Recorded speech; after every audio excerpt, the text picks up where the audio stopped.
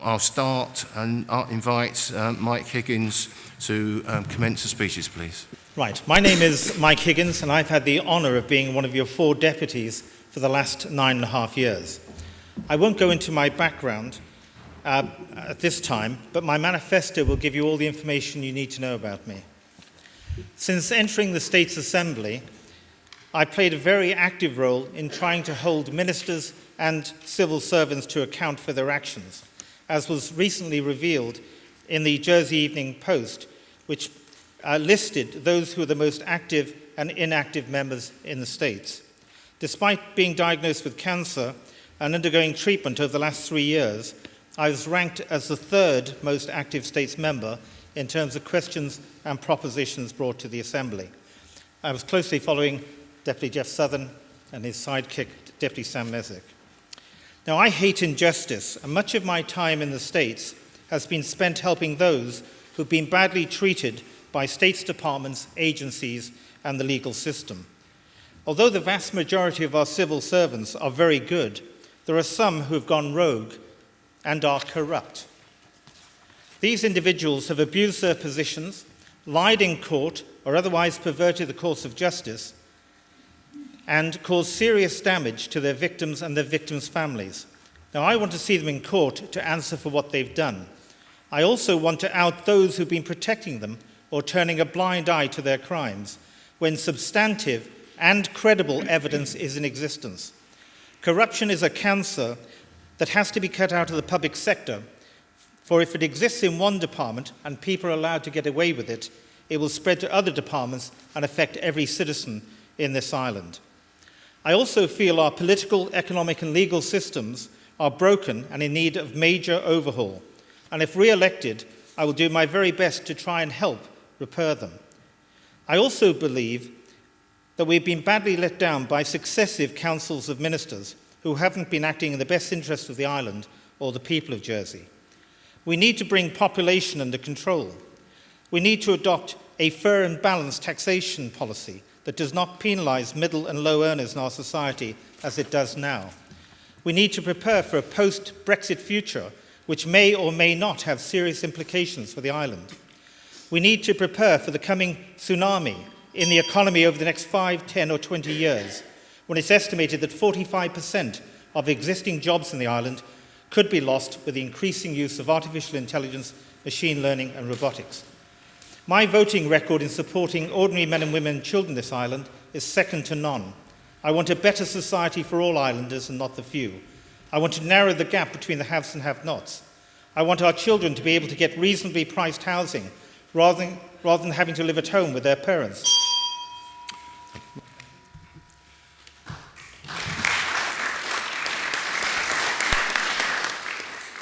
Richard Rondell, please.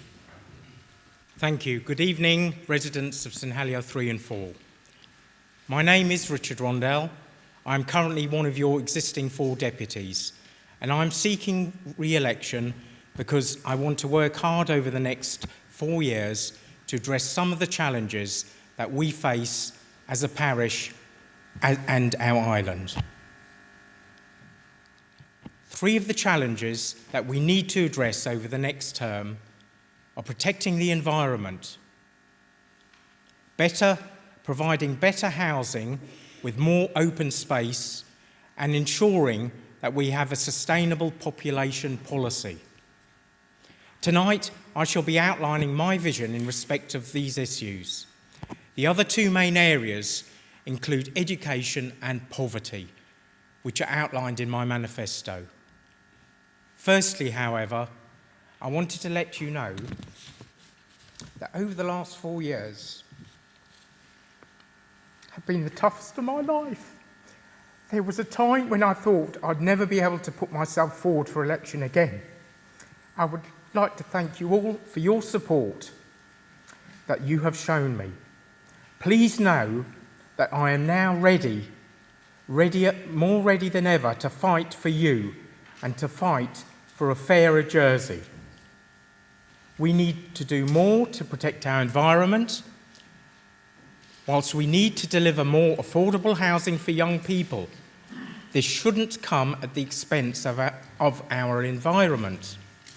and we need to ensure that any development is done tastefully with plenty of open green space. As an Assistant Minister for DFI, I have fought for improved cycle tracks and more bus shelters, and we have delivered. And the next government needs to continue to deliver this essential work. The next island plan needs to make adequate provision for affordable housing. Not only is this essential to ensure that our young people are afforded the same opportunities as us, but it is fundamental to deliver on housing if we are going to attract a sufficient number of young people back into this island to work and live. In doing so, we can reduce the need for large levels of inward migration and restrict the pressures on our infrastructure. In respect to population, whilst I support inward migration for essential industries such as agriculture, hospitality and retail, this has to be sustainable. I've always supported and pushed for a work permit scheme. The last Council of Ministers has not delivered on this. We were promised a population policy years ago. Ladies and gentlemen, it's been a privilege to serve you over the last 7 years. Thank you, Richard. Thank you.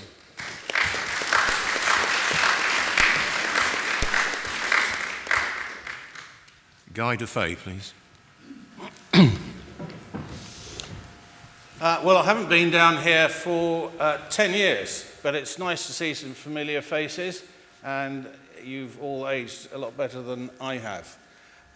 Could I just get an indication, just by raising your hands, how many here have actually read my manifesto in the pamphlet that went round? Right, okay, thank you. You'll just have to be bored again, I'm afraid. You may have read the newspaper today reporting that it's a seller's market in properties. Prices are going up, and an estate agent actually managed to do a sale in 24 hours. Well, that's great, isn't it, for property developers and estate agents? But how good is it for everyone else living this island? And that's a formula that's not going to change very much when we hear that we're going to be catering for another 24,000 people on the way up to 2035. But as I've said previously, just having to provide 230 Le Marais-style blocks somewhere in the island is only half the story, because as we move towards 130,000 local residents, our infrastructure actually begins to break down. We have to start looking at building a new reservoir, a new sewerage works, a new secondary school, and according to the scrutiny report, 10 new primary schools. All costing money, all having to be funded. So what can we do about this? You'll hear candidates talking about population. We need to decide. I appear to be, out of everyone standing across the entire island, the only person who's got a solution, which is actually to change our policy in terms of encouraging financially from the taxpayer large families. Those policies came in after the Second World War when Jersey was underpopulated. We needed large families to build a workforce. Now it's actually not in the public interest anymore. We have far too many people in Jersey as it is. We've shot over the figures calculated for a sustainable number of residents, probably in the order of 10 to 15,000 already over the top, and people arriving this island at 1,000 a year. I intend to do something about it if you elect me, and I will do it in the fairest way possible, which is not to come up with limits, but just to simply say, first child, we'll give you everything. Second child, 50% child benefits. You got the pram, you got the buggy, you got the playpen and the hand-me-downs. But after that, parents should take financial responsibility for any more children that they have. And that will have to be something that we're going to get our heads around as a community. Otherwise, Jersey disappears under concrete forever.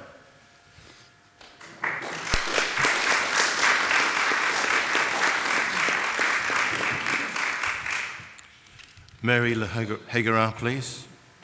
Good evening, ladies and gentlemen. I am Mary Helier. This is the first occasion I have sought election for the States Assembly, and I felt a few words about myself would be helpful. Born into a Jersey farming family We had a good childhood, but were not wealthy. And at 15 years old, I finished school to start work. Initially, in the tax department, followed by the accounts department at the airport. It was here that I was fortunate that my line manager gave me the opportunity to do business studies at Highlands College. This led me to doing day release and evening classes and qualifying as an accounting technician, which I remain a member of the association. This was the turning point in my career. I went on to work in other states' departments and a local accountancy firm. During this period, I was a scout leader at St. Juan and also went on an overseas aid programme. As a people person, the bulk of my working life has been a police officer, 25 years in fact, and the majority of that as a police inspector. I studied with the University of London in my time off, and in 2013 obtained a law degree. I'm married to David and have an 11-year-old daughter. I currently work in Cyril Muckle House on departmental change programmes, and until recently, freedom of information responses. I'm very much in favour of being able to have everything transparent. I'm standing for election since rather than denounce the efforts of those in government, I would like to use my skills and experience to work constructively with others on issues that we know concern the voters. The hospital, lack of affordable housing, education, immigration, and Jersey's response to Brexit, amongst many other important issues. I take pride in being a uniform officer throughout my service working in the community. I have a depth of understanding and practical first-hand experience, working with people and for people from all walks of life, and the whole range of matters that involve political decisions.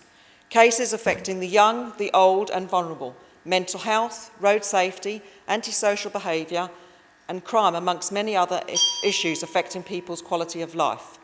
Most importantly, I have the skills to faithfully represent constituents. I possess strong team-working ability, consider issues in a balanced and logical manner, and have a proven track record of focusing on the task in hand and making decisions. I have considerable energy and drive and can hit the ground running. I am what you see is what you get, type of person, straight talking and willing to stand and be counted. I'm confident to challenge and be challenged, and I hope you would consider me for one of your votes.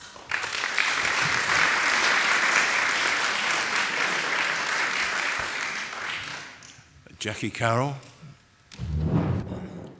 Good evening. I'm Jackie Carroll. Thank you very much for coming. Now, I've got so much to say, I could stand talking for 3 days, but instead, I'll refer you to this and to my website, jackiecarroll.co.uk. It's all there on the back. For today, I'd like to talk about the local issues and the environment and why I would be good for this office. St Helier 3 and 4 is enormous, so we're stretching all the way down from St Aubyn's Bay, which is home, very happy home, of the sea lettuce, go via Le Pouquelaye, which loosely translates as fairy stone, all the way up past Woodlands Farm, where you've got the cows that can smell odours from 5 miles away, so they smell the sea lettuce and our barbecues. It's a huge place with lots of different concerns. But talking with residents in each of these bits, a lot of people have been very concerned about rental housing, some of the appalling conditions, and very, very high rents. Others have been concerned with car speed, road surfaces, pedestrian safety, cycling safety, fumes. Now, those things should not be there now, and those are the things that we can start working on very quickly. There are a lot of things that need more than 4 years. We've got to look 10, 20 years beyond. But for traffic, calming measures, getting some pavements in place, and just making it a bit safer and nicer, and adding some green spaces, we can do that. On the natural environment, as opposed to the urban, we've got the sea lettuce. Well, some of you will know me with my Save Our Shoreline hat on. And I've been in the paper, on the radio, on the TV, just shouting about it, trying to convince TTS/DFI that it wasn't the fault of the French. It took a long time. It took lots of reports. It took being very unpopular. Finally, it's been turned around. The acknowledgement said, there's a huge amount of work to do on it. We haven't got any environmental scientists in the States. I would like to be there. Asbestos, another big thing. But I've got a talk coming up very soon with someone who's got some very good ideas on these. It's really exciting, so watch this space. We might have a solution. My credentials are, I'll stand up and be counted. I have academic experience, practical experience, and I ask, I listen, I collaborate, and I act. Thank you very much.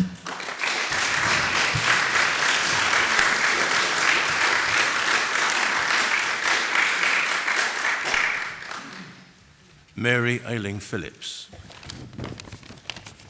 Hello, ladies and gentlemen. My name is Mary Ayling-PHILLIP, and I'm standing for election with Reform Jersey. I want to address some of the concerns that electors have mentioned to me while I've been walking around on the doorsteps. Sorry. There is a disillusionment with the current States Assembly, and there's been a big disconnect between those in government and the ordinary people. I am an ordinary person. I have lived in this district for over 40 years. I'm a working single mum, and I really will represent your interests. By standing with Reform Jersey, we are working as a team. We have 10 pledges, and we're totally committed to getting them enacted as soon as we're in government. But we need to be in government, so please use your vote. Poverty has been the thing that most people have mentioned to me when I've been on the doorstep. A combination of high rents and low wages. We will be introducing a rent freeze for social housing, and we want to introduce further regulation of the housing sector. I have been appalled at the conditions I have seen. Truly, it is dreadful. Landlords need to be held to account. Some of the properties I've seen in Kensington Place, the bedsits, it is atrocious. And when you listen to the people and their rents that they're paying, it is just disgraceful.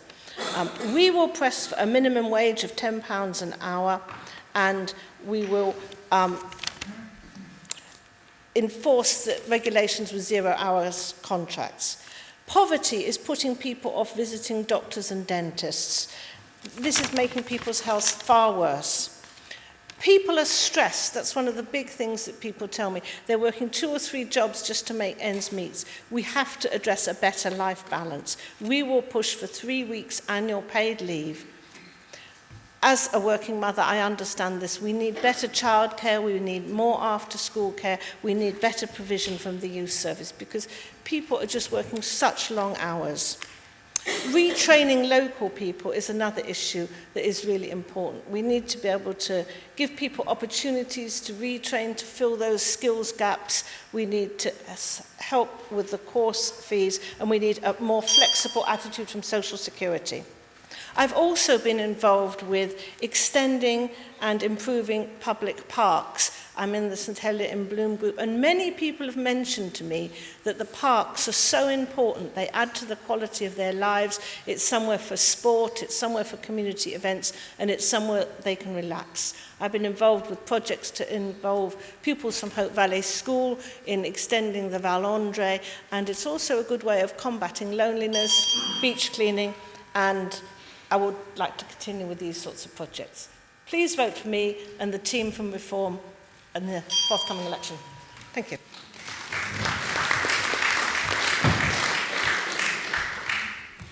Julian Rogers. Good evening, everybody. My name's Julian Rogers, and I'm standing for Reform Jersey. Last Saturday's JEP headline was Ireland faces crisis over UK threat to finance industry. And this was about the public disclosure of beneficial ownership. This applies particularly to our trust companies. But a recent review placed Jersey in a leading position in meeting standards of beneficial ownership and transparency. We have a well-promoted, well-regulated, and well-directed finance sector. There seems little reason to forecast its imminent downfall. But as always, on these occasions, the need for diversity becomes apparent. Recent experience in the United States suggests that more than 70% of new jobs were created by startups and small enterprises. Here, the Innovation Fund shows what can happen if you are so keen to attract new business that you become careless with state funding. The Aircraft Registry shows that late copying of what worked elsewhere is no guarantee of success. Jersey is not a difficult place to start a business. Of course there is a problem in that our market only serves a population of 100,000, which might set a limit of growth, but encouraging local startups, or at least not discouraging them, seems a sensible first step to take. Today's startup may be tomorrow's employer. That's why the fourth of Reform Jersey's pledges, and you'll see them on the leaflets that you have, is to reduce social security contributions for the self-employed who currently pay both the employer and the employee side.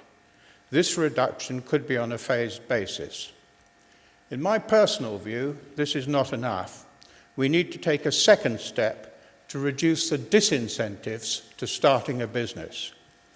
If you are made redundant here, Social Security will fund your contributions for 3 months, and they may extend that to 6 months. If you have been self-employed and your business fails, you become immediately liable for contributions at the rate which applied in the previous year.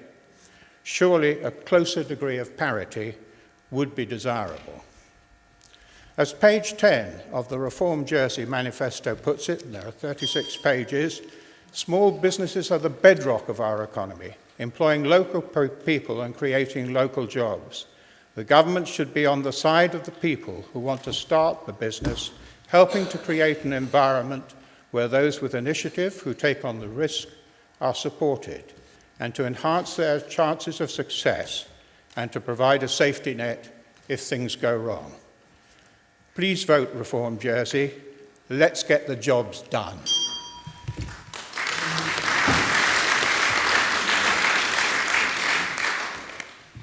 Ina Gardiner, please. Good evening, ladies and gentlemen. Thank you for coming tonight to La Pouquelaye Hastings.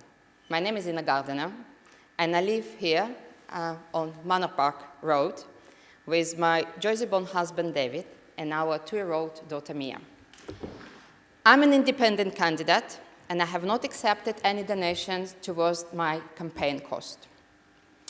If you received leaflet from me, it has been delivered personally when I visit your home, when I wanted to say hello and listen what's important for you.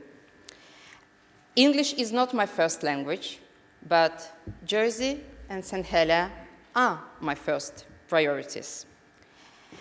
Whilst knocking on the doors in this area, I've been repeatedly asked for community facilities at La Pouquelaye.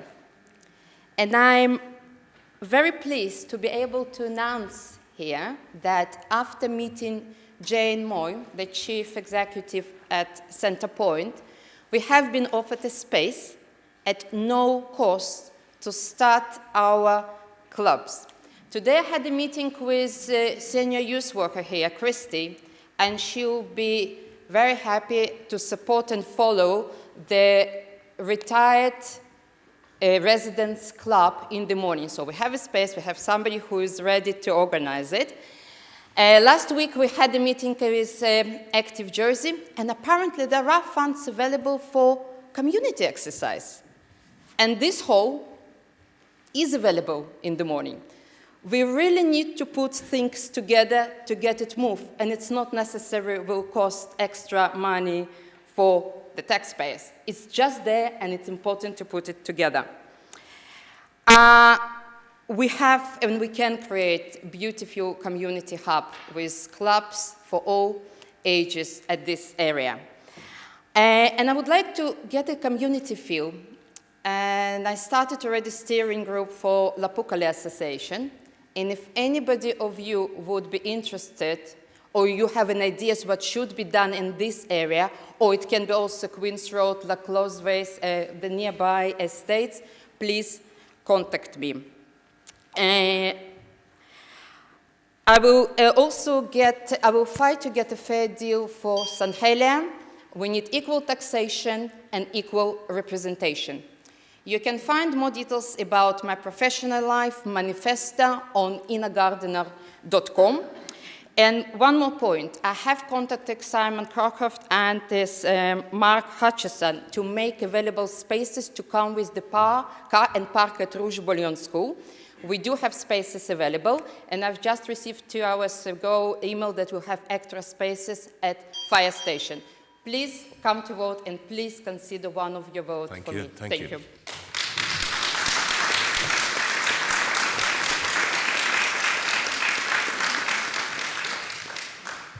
Anne Southern, please. Good evening. I'm Anne Southern, and I've lived in the district for 27 years. I was formerly head of English at Helier. Whilst leading the teachers' union, I trained as a negotiator and caseworker, and I'm a member of the Employment Tribunal. I'm proud to be standing as a Reform Jersey candidate.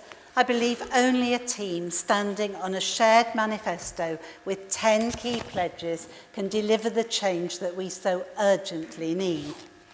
After listening to people in the district, I've learnt about problems not covered by our 33-page manifesto. The funding of nurseries that provide wraparound care for working mothers has been cut. It must be restored. We already plan to remove the means testing for nursery places. And I've learnt that, presumably in pursuit of raising standards, the Education Department wants nurseries to introduce formal education for 3-year-olds. As a former reception teacher, I know the psychological and educational damage that putting pressure on small children causes. I've heard of those who don't want to register to vote because it means that they could be called for jury service with a loss of earnings that would cripple them. It's time for those called to jury service to be compensated for any loss of earnings. I've heard of the lack of kinship rights of unmarried fathers, even if named on the child's birth certificate, and paying maintenance. As we uncover these problems, we will discuss how we as a party can best tackle them, and as our fundamental principle is to deliver a fairer system for all islands, there will be the will to act. We've read in today's JP that the housing market is buoyant because wages are starting to rise in line with inflation. Whose wages? I've not spoken to anybody whose wages have risen. Everybody tells me they're flatlining. If indeed incomes are rising, it's time for tax allowances to rise and for public sector pay and grants to charities such as the homeless shelter to rise too. If at the same time we can cap rents, we might move to reducing poverty. Most poverty is in-work poverty. We must tackle this by stopping the abuse of 0-hours contracts and short-term contracts and raising the minimum wage, whilst encouraging more employers to pay a living wage. This will cut our income support bill. It's a disgrace that taxpayers have to subsidise greedy employers. We're committed to changing the tax system in order to fund university fees sustainably without taking money from hard-pressed school budgets. We would also provide good quality apprenticeships for those who prefer a different career route. Together, we can make a difference. If you want a fairer and more equal society, please vote for me and my Reform Jersey team on May the 16th. Thank you.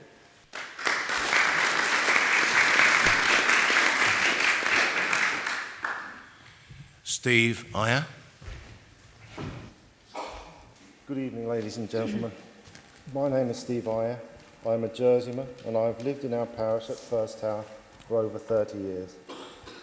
Firstly, I would like to focus on young people and their problems, as all too often they feel that they are not listened to. Our young people go off to university and many of them fail to return as they find that the range and diversity of job opportunities is not available here. And then there is the problem of getting onto the property ladder. We need a more affordable home scheme. University is not for everyone. Some of our young people are amazingly talented in practical terms, and there needs to be more vocational schemes open to them, starting in school. Young people are the future of our island, and we must invest in them and let them know that they are valued. Having attended the Parish Assembly last Wednesday, we were asked to approve the recommendation of the Connotab to purchase a field to the north of this community centre, and also a parcel of land to the north of the pack cabin. The use of the land is to provide community spaces which will be maintained by St Helier Parks Department and community groups. These will create 2 pocket parks. I was delighted to support this proposition. If elected, I will work towards the removal of GST on food and utility bills. Too many people are suffering hardship from this tax. It would be fairly simple to raise the rate on luxury goods and relieve the pressure on the vulnerable in our society, such as the elderly, the disabled, disadvantaged, and chronically ill. We need to be putting these people first. For far too long, they and their interests have been neglected. Many people are using the emergency department at the hospital as a doctor's surgery, as they are unable to afford the £45 plus charge, a considerable sum if you are low paid. We desperately need a drop-in medical centre to alleviate the pressure on the ED and ensure that people who are unable to afford the exorbitant costs will get the medical attention they require for a nominal fee. Whilst campaigning, I have been dismayed to learn that many multi-occupancy properties administered by Andean Homes do not have a single fire extinguisher in any of their stairwells. These rental units presumably have fire certificates, as it is a fire regulation. Businesses where no one sleeps on the premises are required to have fire extinguishers, yet tenants do not enjoy the same basic fire precautions. I feel that this is unacceptable and needs to be rectified immediately. Therefore, I've arranged a meeting with the fire department tomorrow. Please vote AHIER for deputy. Thank you. Okay, obviously thinking time for questions. So I think we've got roving mics. Have we got roving mics? Right, so hang on, I'm looking for roving mic because we want to get the recording. I think I saw this lady here, so can we give the lady there, please? Could I ask the candidates who are standing for the first time what they're doing to earn their living at the moment, if they're working, and if they're not, if they're retired, do say, but obviously not the States members, because I know you're in the States, but I'd like to know, apart from Mary, who told us very comprehensively what she's doing, but I'd like to know what the other candidates are doing, and on top of that, do you feel that a CV would be a good idea for new candidates before they stand? I think if you widen your question, because it does need to be answered by all the candidates. So you're saying, what is your background? Is that what you're saying? Well, what are your background and what you're offering to the role of a States member? Is that your... Well, I just want to know what jobs they've done. They're past jobs. Okay. Can I... But I think, okay, so I got the gist of your question. You want to know candidates' experience and what they offer. Have a question, please. Gentleman over here. What I would like to know from the candidates is, in their opinion, what has been the greatest success or the worst failure of the outgoing government? The greatest success... Greatest success and or the worst failure. Right. What, sorry? With the defender. Is there? Yeah. It needs to be. Okay, all right.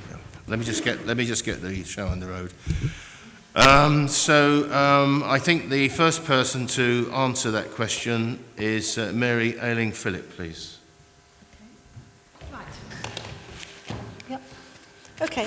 I'm currently a lecturer at Highlands College. I did 10 years as a youth worker in North London, and then I've come back and I've done 25 years in teaching. I teach on degrees, I teach adults, regularly employed. If I do get into the States, I'd have to give up working for the States. I'm more than happy to put my CV on anywhere. I've got a master's degree in sociology plus teaching qualifications. I think the greatest failure, one of the greatest failures of the States Assembly recently has been the hospital saga, spending 26 million and we still don't have a stone laid, the wasted money on consultants, and the greatest success has been, I think, in the last few weeks, agreeing the funding for HE, for university places. It's really going to take a burden off so many young people, their parents, and mature students who want to study. So that's my answers. Thank you.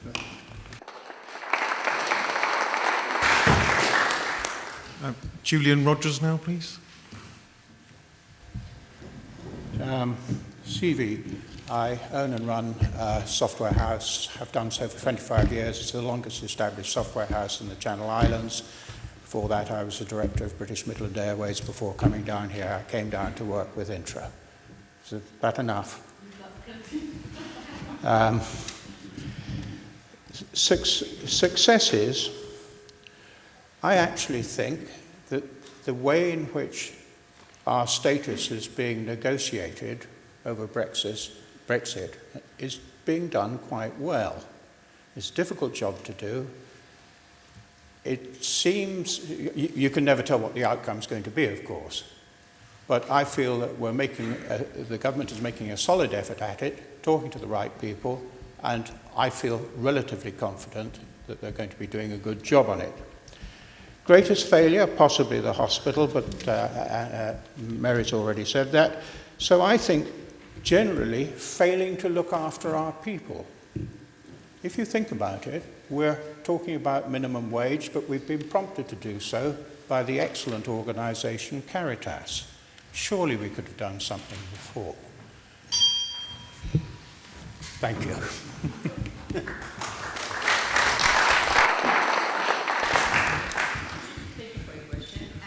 I was first trained and worked as a social worker. And then, since my master's degree in professional communication and organizational development, I've been 20 years self-employed international consultant, bringing efficiencies into global organizations such as Zara, Nissan, Cadbury Parents Company. In addition, I'm owner of 2 small businesses in Jersey, local businesses, small, but they're running. And based on my experience and work experience, I'm going towards the efficiency. I think the biggest failure, and we're talking, I think, in Jersey, I'm 9 years in Jersey, and since I've arrived in Jersey, everybody speaks about bringing efficiency into the public service. At the saying this, I think the big success that now it's on the table and it's there. We have to stop duplication of public services. We need to bring efficiency, and I'm giving benefit of the doubt for the new Charlie Parker, new CEO. Hope it will happen. Thank you. And before I call Anne, just to say it's 89916, the car that needs to be moved, please. It wasn't the Land Rover. So if anybody's there, please could they move it? Sorry, I'll now call, sorry to interrupt, I now call Anne Southern, please. Thank you. I've been a teacher for 38 years, both in further education and reception teaching, as well as being at Helier for 20 years, 10 as head of department. Since I retired, I was on the board of visitors for Looked After Children as a founder member. I'm on the Employment Tribunal, and I've been a senior examiner. In terms of the successes of the government, yes, I would say introducing the university fees. That was a Reform Jersey policy, and the Council of Ministers rather took the wind from our sails by taking that one, although our policy would fund it properly. And the public sector becoming a living wage employer, which again was a Reform Jersey policy. The worst failure, I think, is the failure to tackle waste. The workplace modernisation scheme just collapsed and needs to be reorganised. We've spent a lot on consultancies that have come over with their flashy presentations, and they've just Gone to nothing. E-government was supposed to be delivered. We had a presentation by Atos, goodness knows what it cost, and then we never heard about them anymore. So, yeah, failure to manage the economy, I would say. Thank you. Steve Ayer, please. Yes, in answer to your question, I was director of some companies, 2 companies. I'm presuming that you're directing your question as to whether I'm still director of companies, which I'm not. I think it's a good idea not to be director of any companies when you stand for election. I also do not own any shares in any local companies. I've made sure that I don't own any shares, and therefore that I will not make any decisions that are affected by any shares that I own. I think that's the answer to your question. The greatest success of the previous assembly, quite possibly equal marriage rights, which obviously was well supported, although they had a long debate about particular irregularities. So obviously that was slightly embarrassing. I don't think we needed that debate, but it had to happen. And humanist marriages as well, which obviously is going to be a boost to tourism. I think we'll get a lot more tourism through that legislation. The worst failure for me would have to be the failure of the electoral reform debate. Proposition 133, which was brought in by our own Deputy Lewis.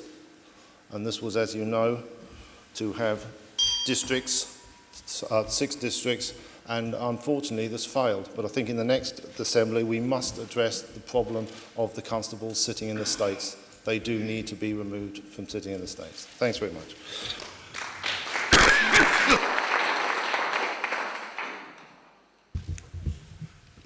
Mike Higgins, please. Okay, in terms of work background, you'll find it all actually in the thing here. But I worked as a buyer for Sir Alfred McAlpine, the big builder, building hospitals, office blocks, pipelines. I was also a buyer for Hawker Siddeley Aviation, building airplanes. I was also in education. I was a lecturer for 18 years in economics, law and banking, and I worked for the Financial Services Commission on legal and policy issues, including drafting the Depositor Compensation Scheme and the Financial Services Ombudsman. In terms of success, again, with others, the most recent one was the granting of funding for higher education. However, it's not enough. We need to retrain the entire workforce. We've got to have lifelong learning. And the reason for this is, as I've already mentioned, artificial intelligence, machine learning and robots in the next 20 years are going to take over 45% of the jobs that we actually have. And we've got to prepare for that now. In addition, in terms of failures, I would say the population policy. We were told there was a population policy of 325 a year. It was coming in at over 1,000 a year. And the truth of the matter was, it was a deliberate policy. They wanted economic growth, and they thought they could get it by bringing more people in. They also wanted the increased population to look after the elderly population. Well, many of us are capable of doing a lot even now. And the point is, with robotics, artificial intelligence, it will change anything. Thank you.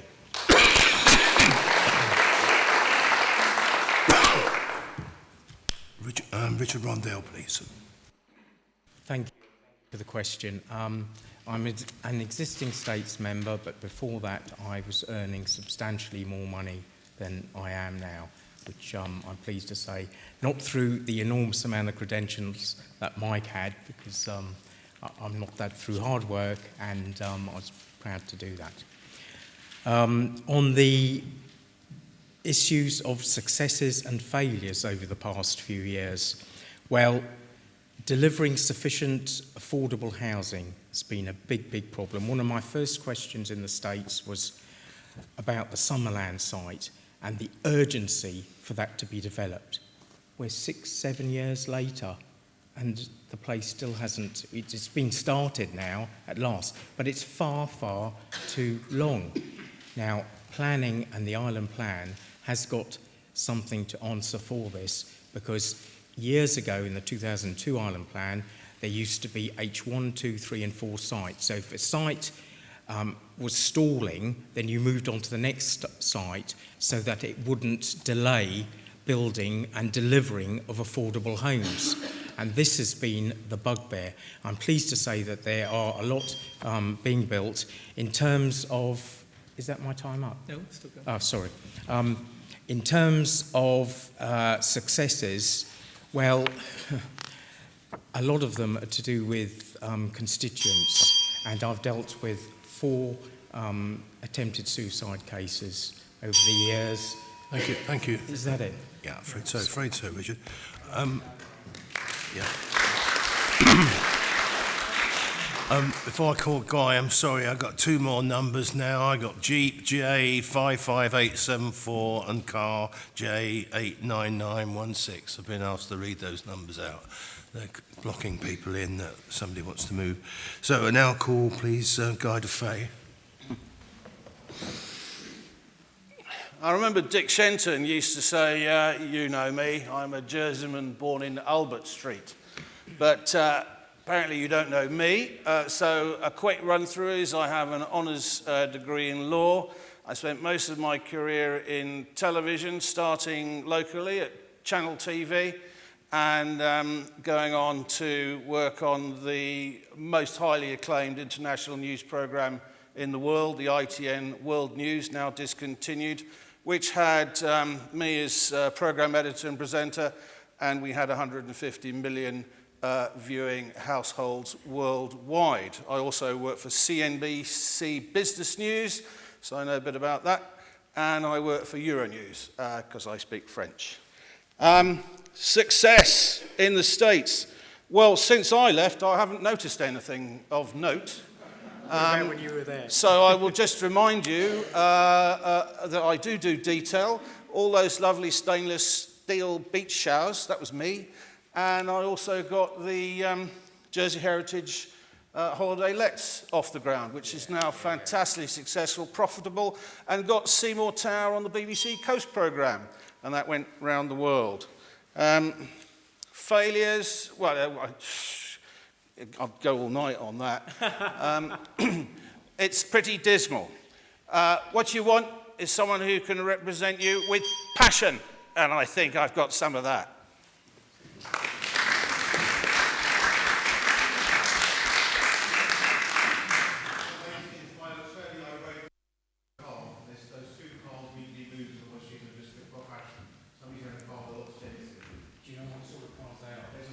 Well, I'll read them out. It's a Jeep 55874 and car J89916. There's a car, there's a Jeep and a car. KA car. The Ford car. No takers. Nobody in the panel got those cars, because obviously I'm going to have to pause the meeting if they have. No? Well, I don't know what we can do, so I think we'll carry on, please. So, Mary Haragara, please. Yes, I do think it would be a good idea for people to have a CV. It gives the voters an idea of what people's backgrounds are. Mine's fairly comprehensive.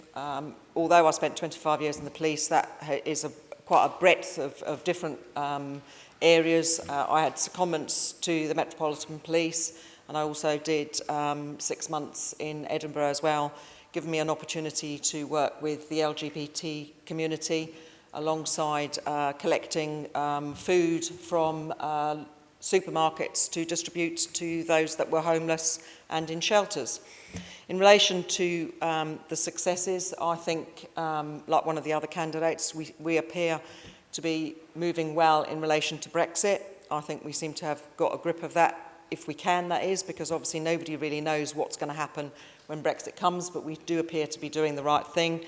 And I think from my perspective, the biggest failure is the immigration. I think if you can get immigration sorted, your population sorted, whatever that number may be, then everything else will fall behind it, effectively. Housing, hospitals, education, everything else. We need to sort out immigration, because if we don't sort out immigration, then we won't sort anything else out.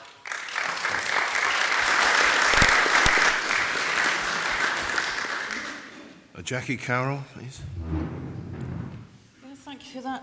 Yes, we should have CVs, and you'll find mine on my website, jackiecarroll.co.uk/manifesto.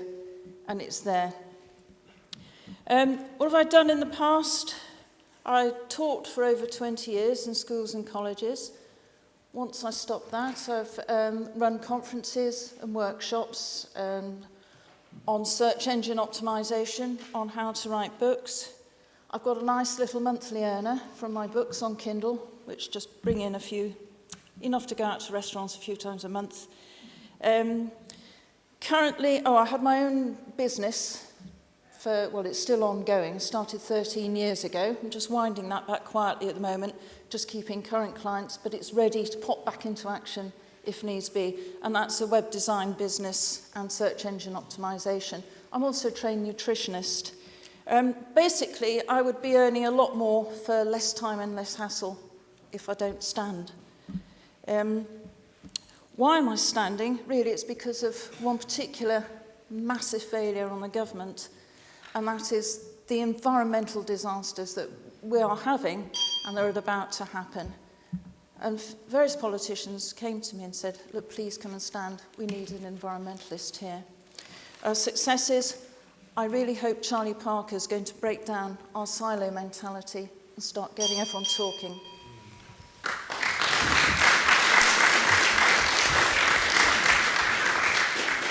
Right, I'll invite now 2 further questions, please. Who would I see first?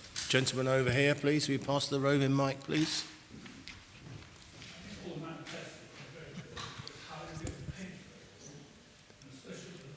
Sorry, I can't hear you. Is that turned on?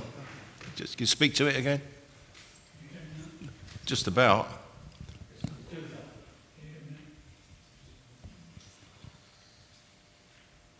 We need that for the video, you see, to record you.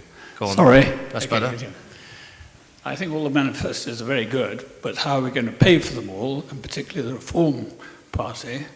How many millions you're going to have to raise out of the top 5% taxpayers by only increasing their tax rate slightly? Is that 1%, 10%, 20%?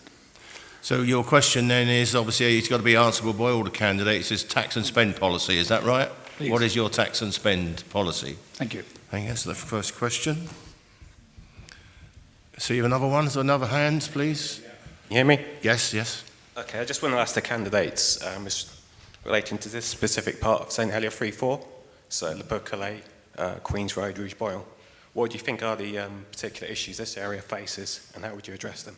So what are the most important issues for this part of St Helier, is that correct, or Le Pouquelaye in particular? Le Pouquelaye, Queen's Road, Rouge Boyle, and then... Right, okay. Okay. So the question, I think this time we changed the order, so candidate number 2 will be commencing questions, which is Richard, please. Richard Rondel, will you pick up those questions?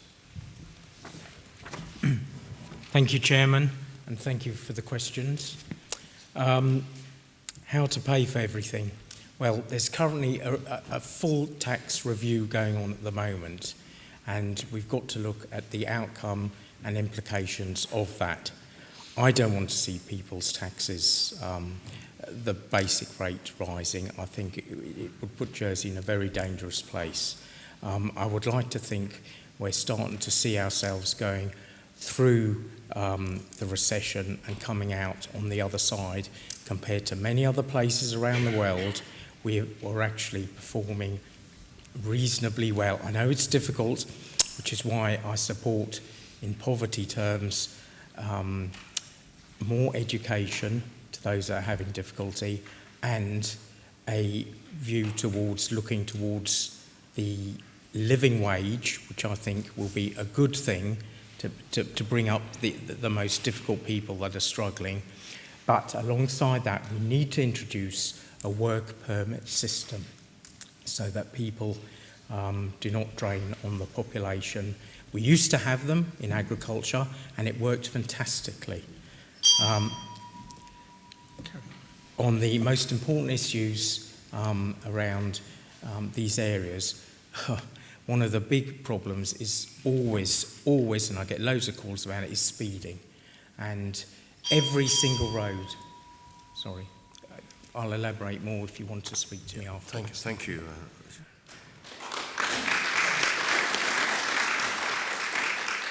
Guy DeFay, please.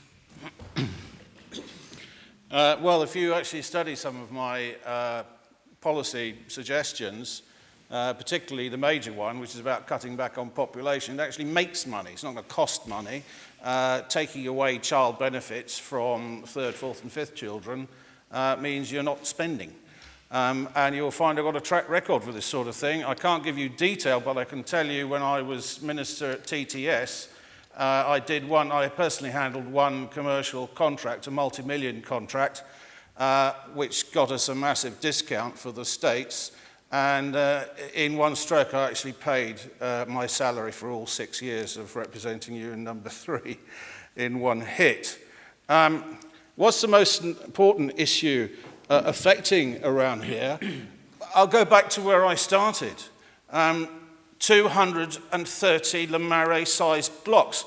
Now, don't think they're going to be spread all around the island.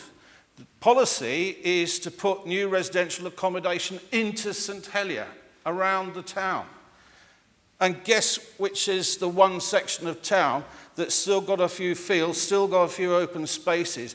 This district is going to be in the firing line, number 1, for massive new development unless we tackle population. And I urge you, if you've got a better idea to fix it than I have, let me know.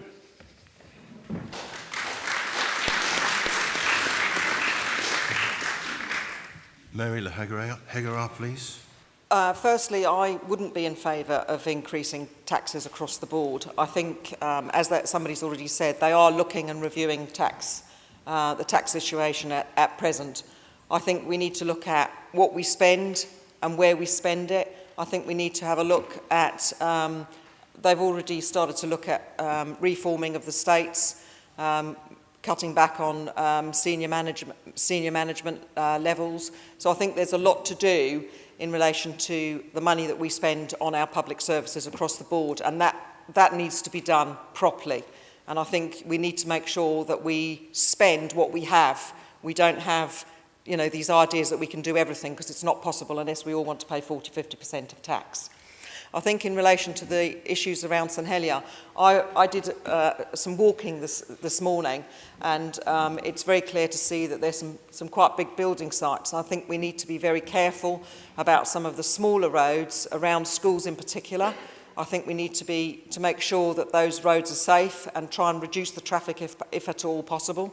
And so maybe looking at traffic as well would be a good thing, and the way we could actually do that. I haven't actually come up with the bright ideas yet, but it was only this morning that I started to look at those kind of issues.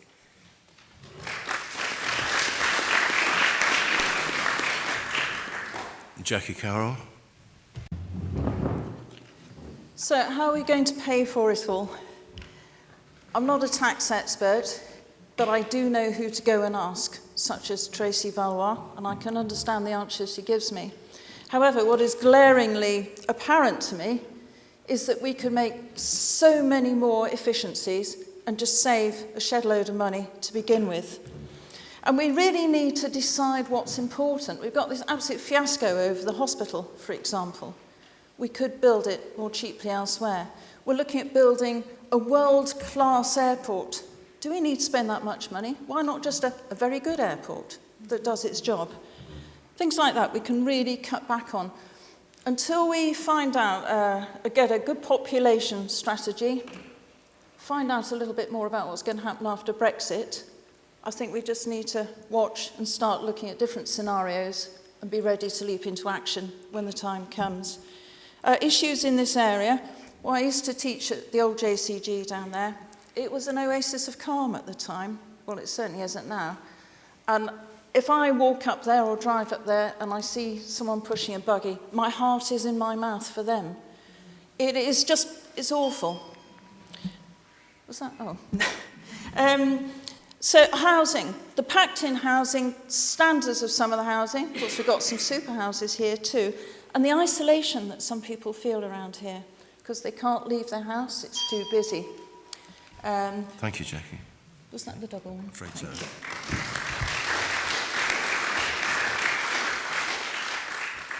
Mary AYLING-PHILLIP. Our policy would be to grow the economy, and then there would be less people on benefits, and there'd be a larger tax take. We would also cut back on wasteful spending by the states, particularly at the top. And as it says in our manifesto, only the 5% of top earners would be asked to pay more. For this area, we need to limit the development of apartments, and we need to protect the green spaces and possibly ring fence them in some sort of master plan for St Helier.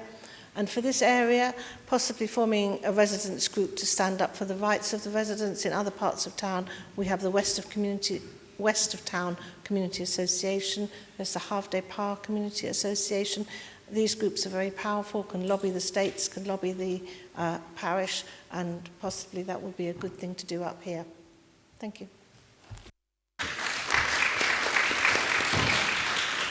Julian Rogers. To answer your question directly, as you may have seen in the manifesto, what Reform Jersey was most interested in was the business of making sure that everybody who wanted to go to university could go there. Therefore, what it did many months ago was go and speak to the income tax people and say, how are we going to do this? And what's being sought is just sufficient to do that. If you're earning, I think, more than 160,000, 170,000 a year, that's where a small increase would cut in. It's a straight line system.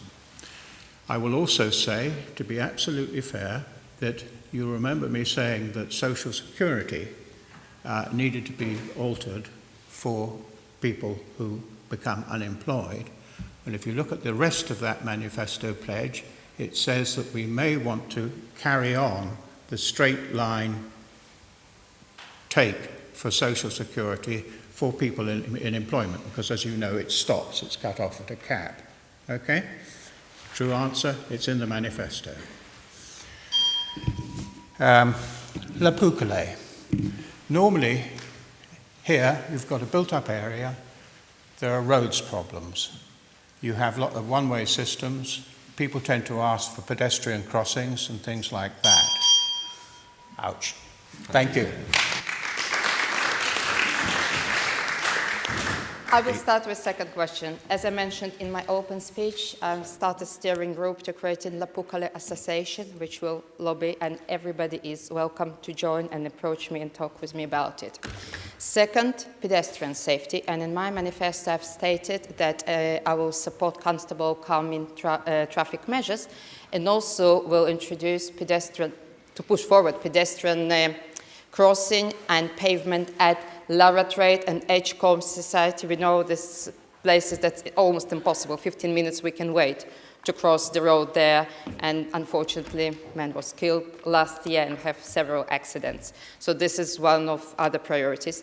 The parking issue. I've been approached by No.3& and the CARREL Association just here. We've seen today parking, cars blocked, and it's private road. And because it's private road, it's on the residents that are taking care, but there definitely we have a center point, we have school, and everybody use their private road. So this is other issue. And I'm going to the second question. As I mentioned in my speech, on my opening speech, you've seen after listening to my constituents, I started to pull together, and it wasn't extra cost, it's just to pull things together. I don't have any intention to raise the tax. I would like to improve efficiencies, and this is my profession. Thank you.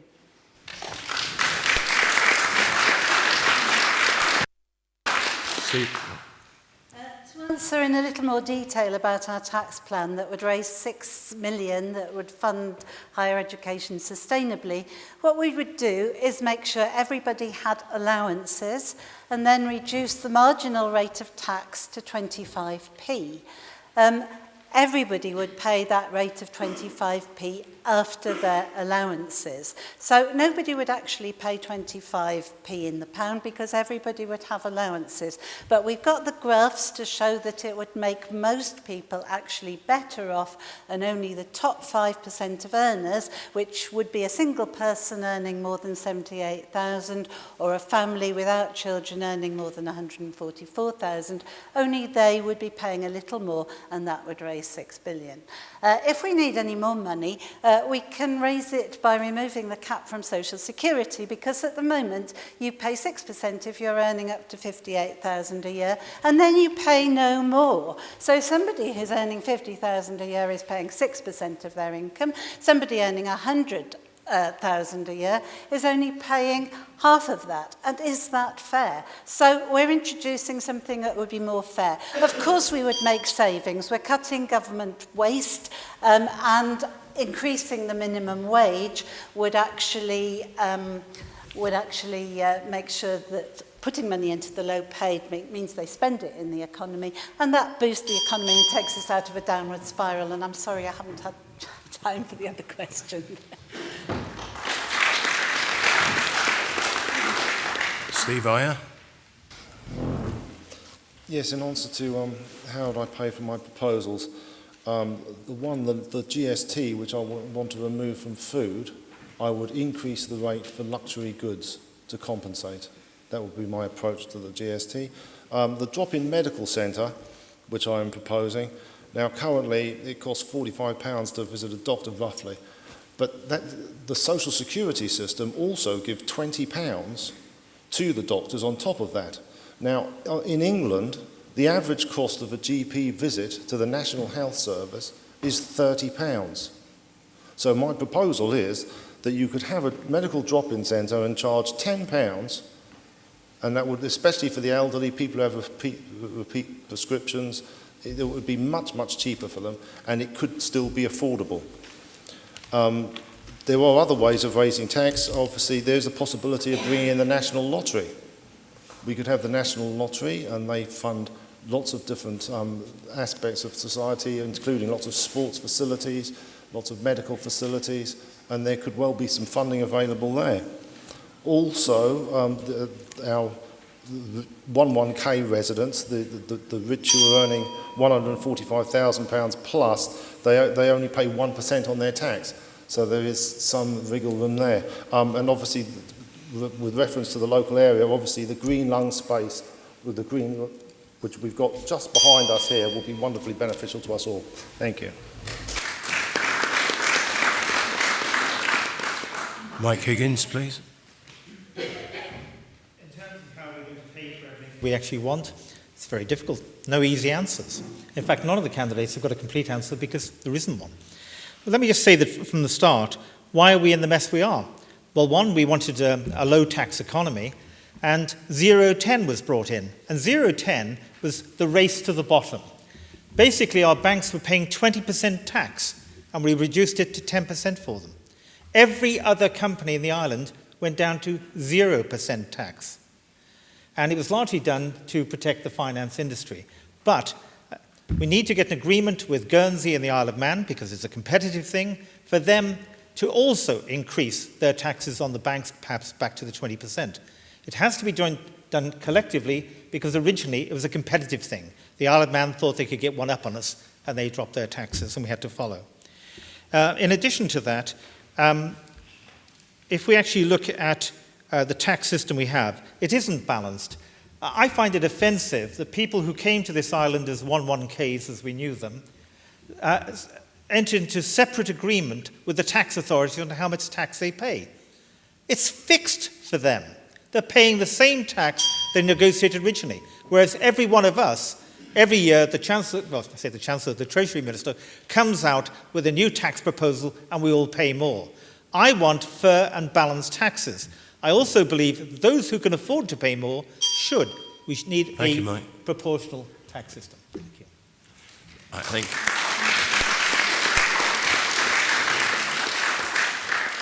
think we're at our third round of questions now. Looking for two more questions, please, and the roving mic is there.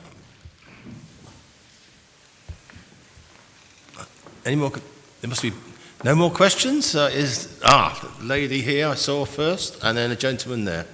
So let's take the lady first. I probably just would like to know how everybody is talking about scrutiny, about transparency, but how it's going to be achieved.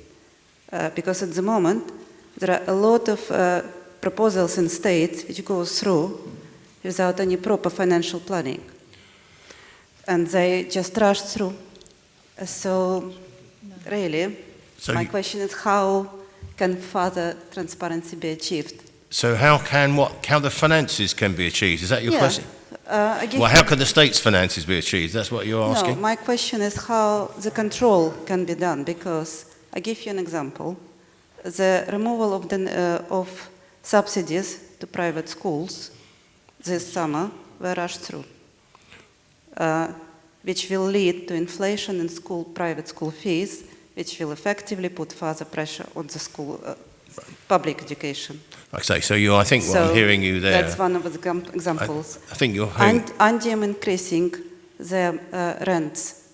So it's not just greedy landlords who are inflating the rents, it's also state policy, which is not... Right, so if I can paraphrase, I've heard what your question seems to me that you're talking about the influence of the state's own actions on the economy in effectively causing economic effects.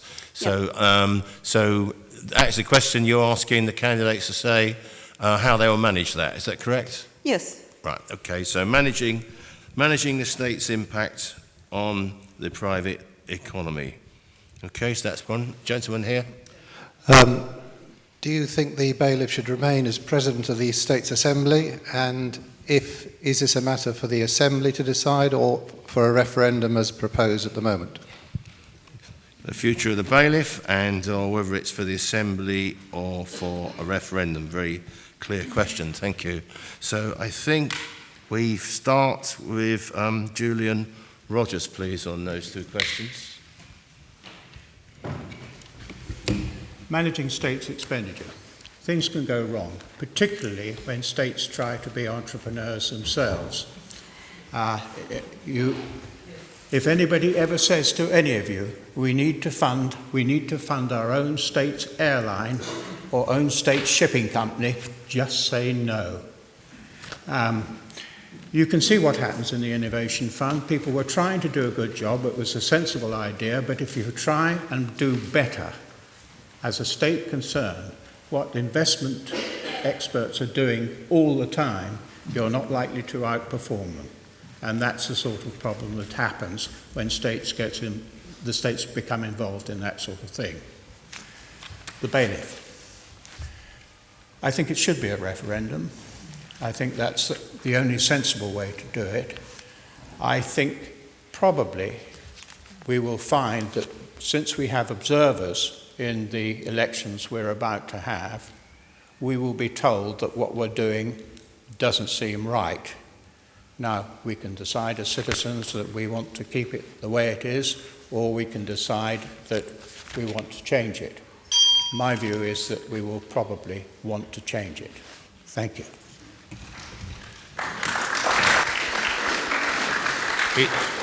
Ina Gardiner? For the first question, I think we need to have professionals and we need to have professional approach to any decisions that states made. Since I decided to run as a candidate, I tried to get statistics. How many demographic of District 3-4? I didn't get them. I tried to understand how many people, what population, what's background, how many children, what ages, because without this data and statistics, we cannot make decisions which be suitable. We cannot spend the money. So I do think we need to have proper database and make professional decision based on it. Regarding a bailiff, I think it's a constitutional issue and it has to be decided by referendum. Not by the states members. What's concerned me, and I looked into this, I think that before it happens, we have a duty to provide factual information in a very simple and clear way, with arguments for and against, that without any bias. So the people can decide themselves based on the factual information. Thank you.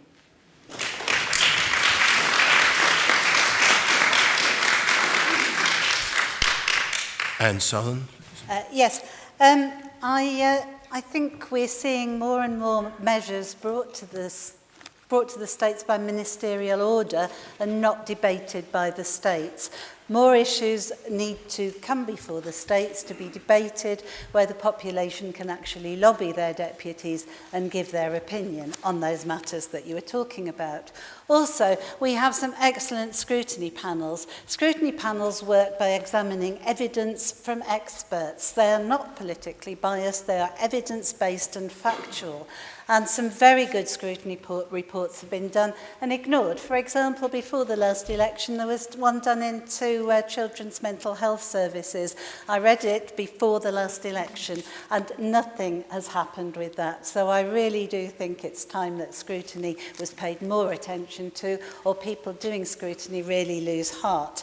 In terms of the bailiff, I think the dual role is not appropriate for a modern democracy, and I don't actually think it's the subject for a referendum, because we have very low turnouts for these votes, and I think a lot of people really don't understand the issues concerned. Fair enough if they did, but I think people are going to vote in an emotive way, and the people who care will come out and vote, and most people won't really think about it. Thank you.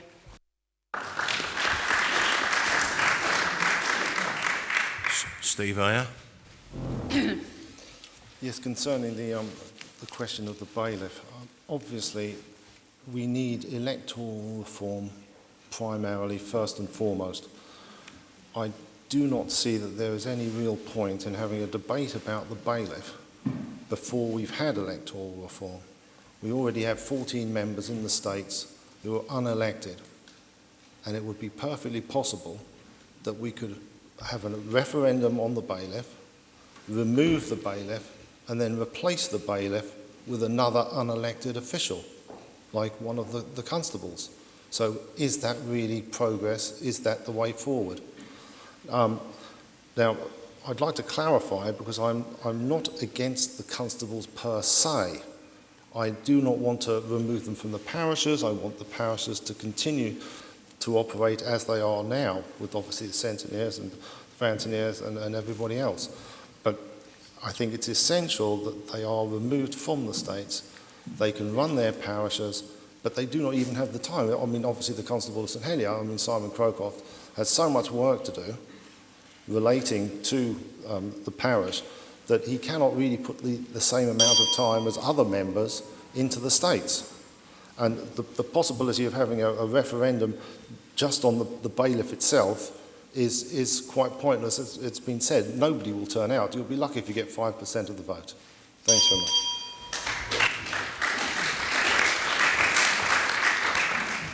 Mike Higgins. I'll start with the bailiff first, and I've addressed it in the manifesto. The bailiff should not be the chairman of the states. Also, I don't believe there should be a referendum on it. It's a matter for the states. It's who chairs our assembly. We're not asking to remove him as chief citizen of the island.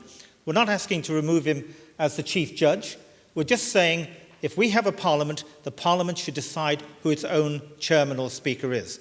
And we have some excellent greffiers of the states, including one who was a former one in this room.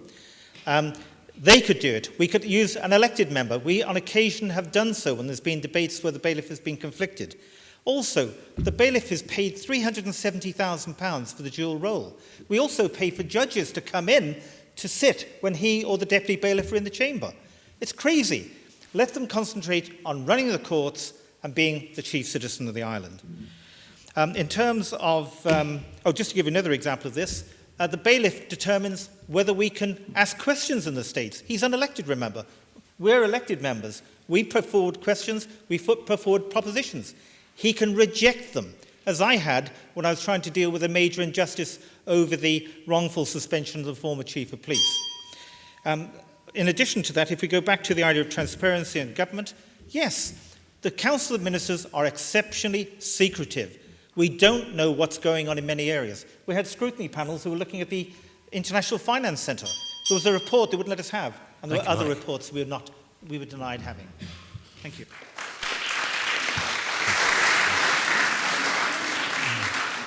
Richard Rondell. Thank you for the questions.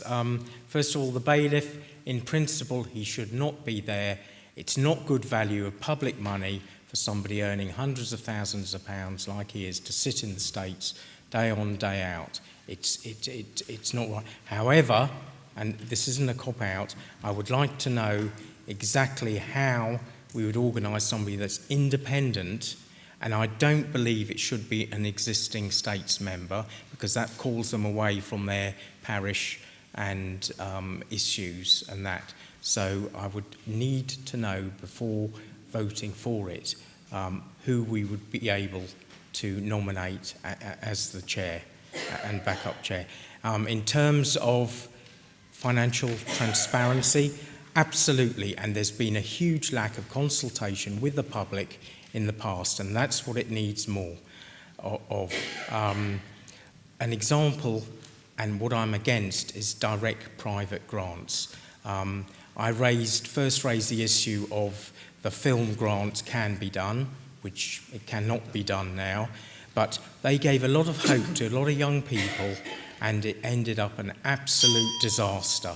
I'm all for private grants to people like family nursing and home care and charities like that, but as private individuals, I would support possibly a loan system, but not grants. It's not fair.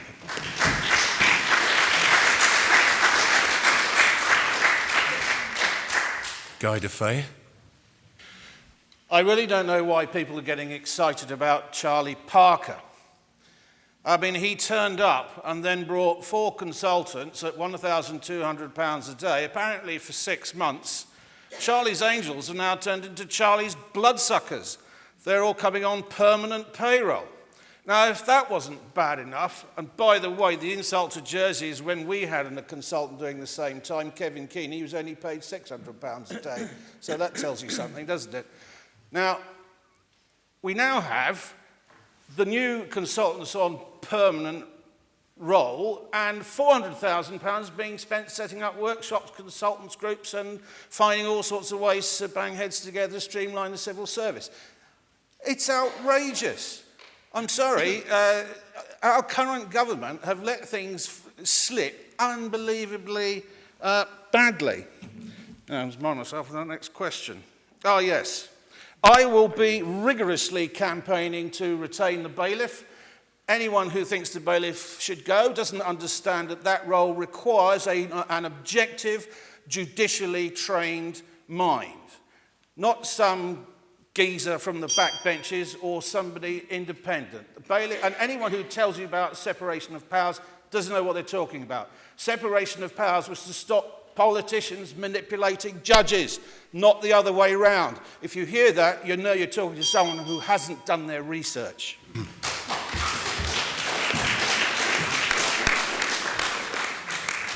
Mary La Herrera, please.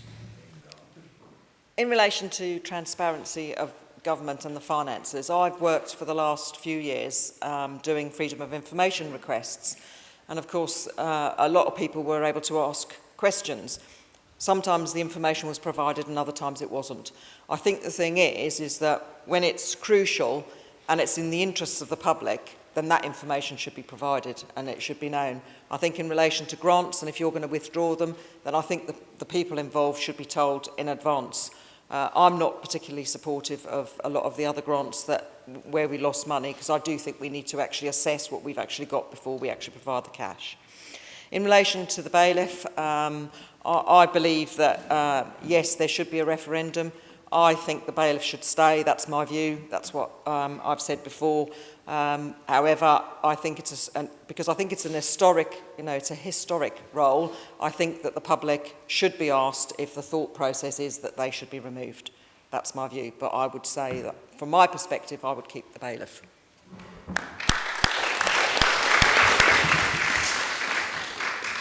Jackie Carroll. State's expenditure. I've been quite interested in watching quite a few of the scrutiny things over the last year or so and been horrified at the lack of teeth they're given. They've been asking, for example, the SOJDC for some facts and figures. They really should have been given straight away and had to wait many, many months for it. That's just appalling. I know myself, trying to get statistics about nitrate levels. Wouldn't give, have to go down the freedom of information request instead. It's just bad. With the SOJDC and the International Finance Centre, it almost looks like it's built on a Ponzi scheme. I could be wrong, but we don't know. We're not given the facts and the figures here. Basically, Innovation Fund, the way it was set up, I've heard lots of people say, we gave them advice not to do it like that, but to bring this into consideration. That advice was ignored. It fell down about our ears. So maybe we need to see a lot more talking between departments, a lot more listening, and a lot more real asking. And first, setting objectives. What do we want at the end of it? What are going to be our goals? Bailiff, I'm all right with that. If we have a reform, then people need to know the pros and cons, put in a simple matter, and then they can decide for themselves.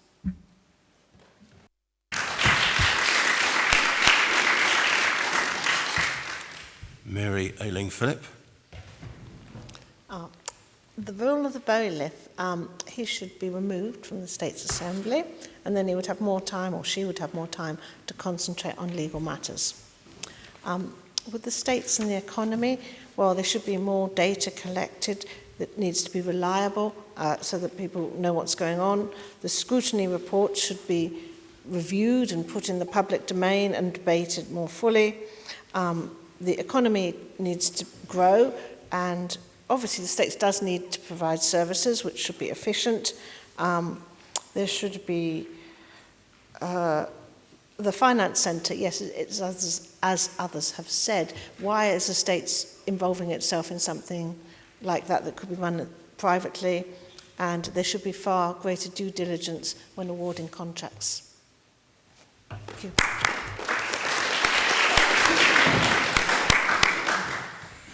Right, ladies and gentlemen, 2 more questions, please, for the candidates. Who would like to put questions? Gentleman over there.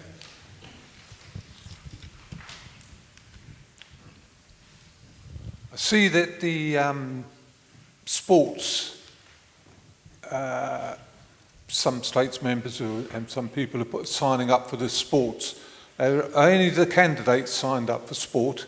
And do they know or have any idea what this island's going to do at Fort Regent for sport? Because I see people are being moved out of Fort Regent to the FB Fields, and I find that very strange if they're sports-minded people. Okay, so the question is sports, candidates' views on sport, and Fort Regent in particular. Okay, another question, please. Have we got another question? I think there's no any others, because I think you put a question before, didn't you? Pardon? Well, if there's no other, I think I'll take this gentleman back here because he has another question first. Hi, good evening. There's the prospect of political change in the UK, and we could again end up with a Labour government which is quite extreme in some of its views, and they may not necessarily see Jersey as a natural ally, and I'm wondering what the state should be doing about that now in terms of what might come. So this is a relationship between the United Kingdom government and Jersey's government, is that basically? It is. And the candidates' for views? example, in the context of this vote in Parliament today. Right, in particular, news today. Right, I think we start now. Guy Dufay, please, is the... Well, you know, the JP, of course, do anything for a headline, but this issue with Dame Hodge, can't remember her first name, and, you know, we're going to sweep... Margaret Hodge, thank you. And we're going to sweep in and sort the tax havens out. It's just nonsense. It's absolute nonsense. We got the 3 chief ministers from Isle of Man, Guernsey and Jersey all shot over there to go and make pleadings. But the Houses of Parliament have no jurisdiction here. So they can say what they like, legislate what they like, and we'll decide if we like it or not. If we don't do anything. So I really don't see a problem there. More important, though, is what the EU are going to let us carry on once the Brexit thing gets wound out. That is a much more critical thing, and I don't know to what extent our people are talking to the EU. Now, Fort Regent, I'm a big fan of Fort Regent. I used to go up there regularly, but it's not a sports centre, actually. It's an all-weather leisure centre. You know, it's meant to be shared out, doing not just sport, but other things as well. But if you are interested, I have put in an expression of interest when it was asked for a while back. I think we should replace the swimming pool with a decent 3-star hotel with rooftop bars and restaurants, stunning views, and a conference and leisure facility just 300 yards away. And a new access point from the Snow Hill Cut multi-storey car park and lifts. Thank you, and Guy. You can all Thank buy you. shares Thank you, if Guy. you want. Mary Loretta. I'm obviously fully supportive in sports facilities and would like to see something on this side of the island, because obviously with the loss of Fort Regent in particular the pool, there isn't much in the way of facilities. Obviously, again, though, we need to look at how we're going to fund it. And it may be that actually going out and looking at any potential investors would be a good idea. And I know that things were being looked at in relation to possibilities of hotels, etc. But certainly something needs to be done with that site. And a sports facility would be quite good, as I said, because this side of the island doesn't really have that much at the moment. In relation to what they were saying in the UK, Guy Defay is correct in that they don't have powers to legislate on our behalf, and we do have quite good regulations over here. So I think the thing is that, and I know that if a Labour government come in, they don't particularly like the Channel Islands because they don't like our tax. They don't like probably an awful lot about us. But the thing is that we just have to wait and see what happens. And I do believe that they can't legislate for us. And so I think as long as we make sure we're well regulated and that we keep it allies with the EU when Brexit comes, I think we should be okay. Thank you. Jackie Carroll, please. I was at the sports jersey thing, and yes, I did sign up to that. I think to be healthy and do sport, you don't have to be fanatical about exercise. You don't want to see me kicking a ball, for example, but I will go for a good walk or for a good swim. I used to absolutely love it at Fort Regent when we were nippers. There's a lot wrong with this at the moment. There's so much that could be done with it, but my head is popping because I asked different ministers about what's happening. They've all given a different answer. So we obviously need a very comprehensive overview, find out once more, what is it we actually need, then what can we pay for and how are we going to do it? Political change, like Guy said, is not our problem. It's been made out as if it's our problem. Luckily, they can't touch us on this policy today. And they do keep trying to get into Jersey. Quite honestly, Labour might get in next. We don't know if it'll be Jeremy Corbyn. Could be someone else, but be much more moderate. We need to start just building up those protections around us, negotiating our own terms instead of letting it happen to us, and also, of course, looking to Europe, who are our much closer neighbours and very strong allies. Thank you.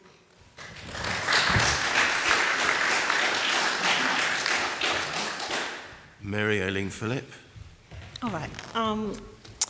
Well, with the sports, I think we need to make sure that any funding that there is and the new initiatives go into supporting town facilities for young people, especially in town, who probably need more opportunities to exercise. They need maybe activities after school. We need more activities in parks, and we need to really try and provide effective role models for people in the community. So I would like to see initiatives in the community side of sports. I think also Fort Regent, the exercise referral scheme has been good, and other community groups that use it. But my focus would be more on getting everybody active for the benefits for health. With the political developments in the UK, I have actually attended the London office, and I think that I took a group of students there once. I think we need to make more use of that.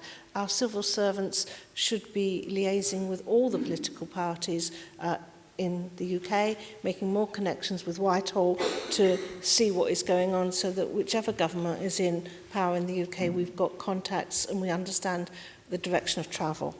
I think also we need to align ourselves with other small island states and other domains like Gibraltar to see where they're going and how that would affect their relationship with the changes with Brexit. Thank you.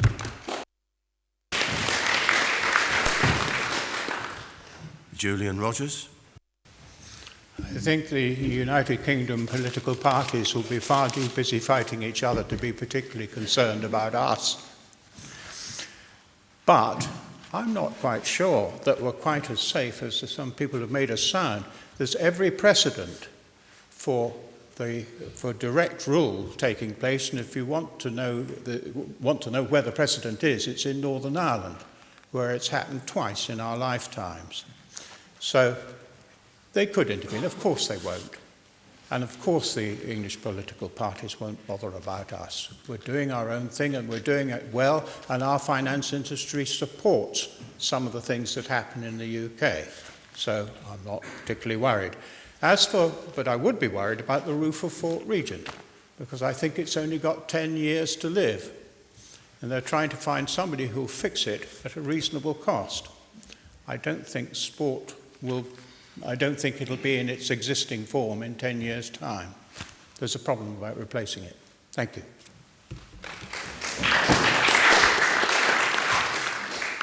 Ina Gardiner, please. Thank you for the questions. Active lifestyle, it's part of our family lifestyle. And active lifestyle, it's health, it's well-being for all of us. Fort Regent is really close. One of my businesses in Fort Regent, so I'm a bit biased. I spend there lots of time in my life in Fort Regent. And for me, Fort Regent, it's heritage of Jersey. And it can be community place for Jersey, for all ages. And we have to protect and bring things together, our heritage and our community. In this way, it can work. It should be priority. We cannot lose our heritage. We cannot lose our community. Regarding a relationship with the UK, and we do, it's our ally. But what we need to do, I think, as Jersey, we need to start to think a bit more international. There is a huge world there. And if it will be a threat, we need to be ready to this threat. One of the things that I put in my manifesto is diversification of economy, that against legislative and economic decisions of other jurisdictions. For example, digital. We have almost 60,000 employed people in Jersey, only 4% in digital. It's highly educated workforce that can be trained, and Jersey can become the next startup nation. So this is one of the ways to go. Thank you.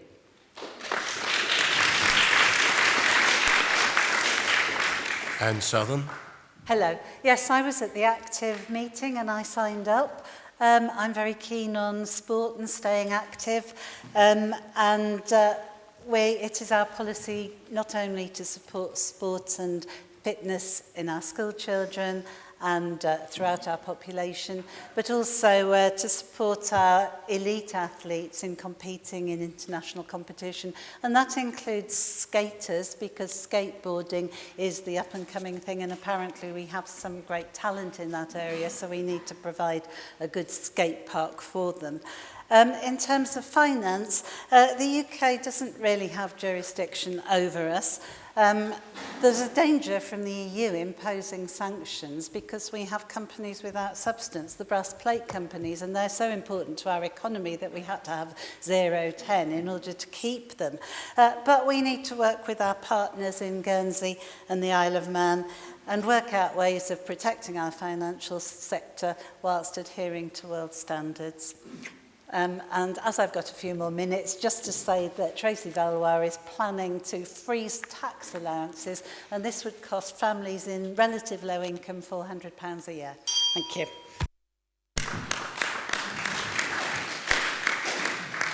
Steve Ayer.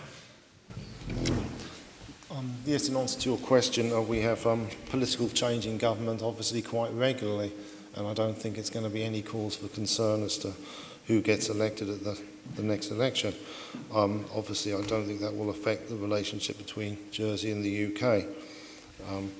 We obviously are an independent Crown dependency, and so we still do make our own laws. With reference to the sanctions and anti-money laundering bill, this is primarily to expose those sheltering funds linked to terrorism and other forms of criminality. Jersey already has a register of beneficial ownership, and this can be accessed on request.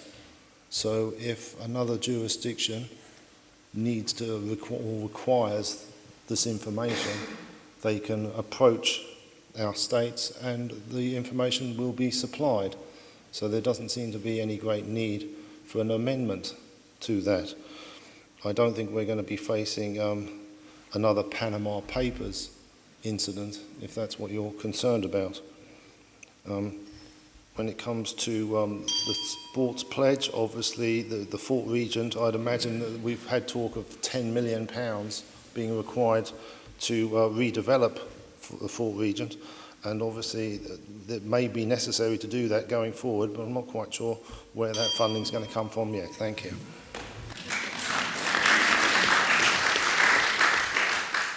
Mike Higgins, please. Very quickly on sport, I do support sport. I haven't signed up to the pledge. I'm not signing up to any pledges because we don't know where the money's coming from and how we're going to do it. Do the best. I vote with the evidence to my conscience. So far, on Fort Regent, I'd love to see it rejuvenated. I think it's a scandal that it's been allowed to deteriorate. As far as the political situation is concerned, people have said the UK can't legislate for us. No, they can't officially, but they can put pressure on us. I was involved in negotiations at Her Majesty's Treasury when Jersey was trying to get recognised funds. They stopped all the discussions because Jersey wouldn't give in on something else.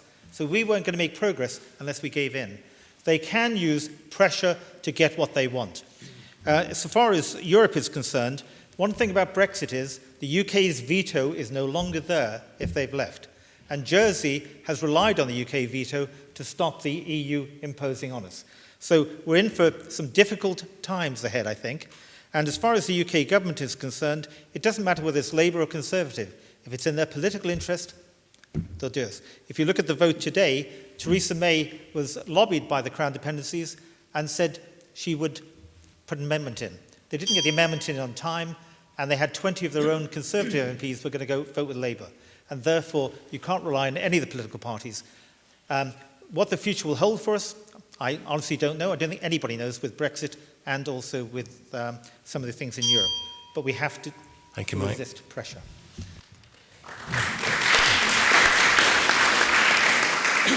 Thank you for the questions. And firstly, on Jersey Sport, I do apologise for not attending that meeting. I had a constituent to deal with urgently on children's services, but I did email them to explain my situation, and I explained that as soon as I've stopped door-to-door knocking when it's raining, which will be tomorrow, I will be going to FB Fields to sign on that pledge board, and I'll be proud to do so.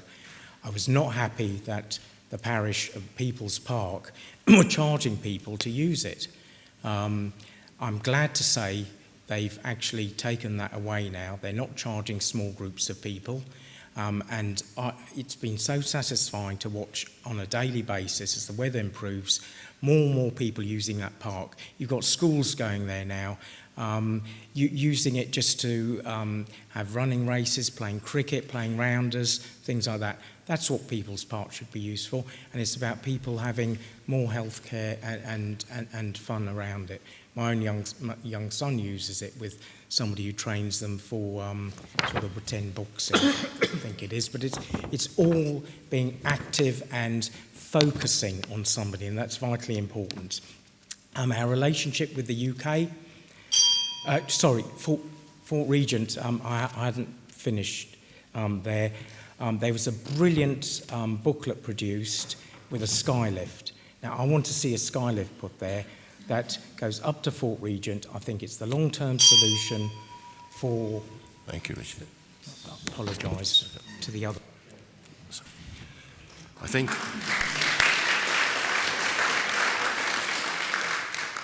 It's just after 8:45, and I think we should be able to see if there's 2 questions in there, we can take 2 final questions. And gentleman at the back. Question on behalf of my grandmother. It's about the rainy day fund, called a number of other things by the states. Hundreds of thousands of pounds has been taken out, some on infrastructure. It shouldn't have done, as it was put aside for emergencies, and she's now had to go to freedom of information, as the JP couldn't get an answer, nor a handful of states members.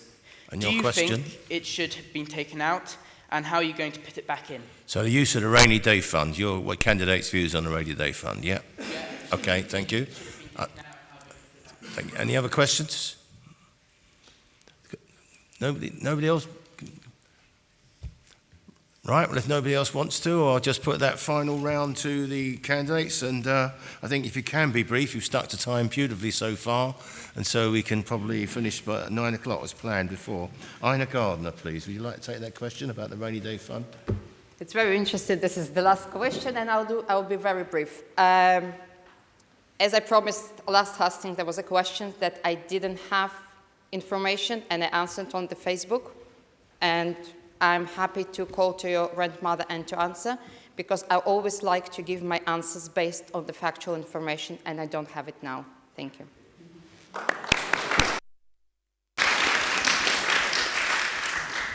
Anne Southern. Yes, the rainy day fund is quite important because it generates income for us, and we did very well out of actually the fall in the value of the pound because we held some money in dollars at the time, so it can generate quite a lot of income. The thing is, there needs to be a rationale about how the rainy day fund is actually used. The fiscal policy panel was saying you shouldn't really just keep putting money in, you need to think about how much you need to keep in there and how much you need to spend, and we often say we've got a rainy day fund, it's raining, let's use it. So if there's something very important that we need the money for, yes, we need to use it. Sometimes it's more financially advantageous to borrow money, and especially when borrowing money is cheap. So it basically needs good financial management, and there's a fiscal policy panel that keeps its eye on us and makes sure that it is managed properly.